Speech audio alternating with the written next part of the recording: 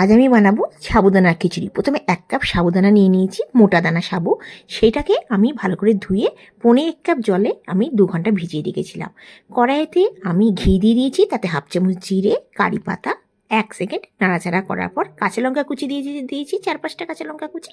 সেটাকে নাড়াচাড়া করার পর সেদ্ধ আলু দিয়ে দিয়েছি। আলু দিয়ে তারপর একটু নাড়াচাড়া করে 2 মিনিট পর্যন্ত লো ফ্লেমে নাড়াচাড়া করে 1/2 কাপ আমি বাদাম দিয়ে দিয়েছি, রোস্টেড বাদাম। সেটাকে আমি নাড়াচাড়া করে নিয়েছি 2 মিনিট। তারপর নাড়াচাড়া করার পর আমি তাতে নুন দিয়ে দিয়েছি স্বাদ অনুসার। আপনারা আপনাদের হিসেবে নুন দিয়ে দেবেন।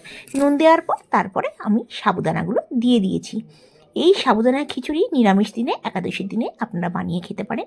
আচ্ছা, এর মধ্যে আমি দেওয়ার পর নাড়াচাড়া করে একটুখানি গোলমরিচের গুঁড়ো দিয়ে দিলাম, আর আমি দিয়ে দিলাম 2 চামচ বাদামের গুঁড়ো।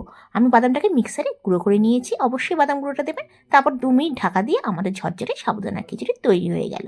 ধন্যবাদ।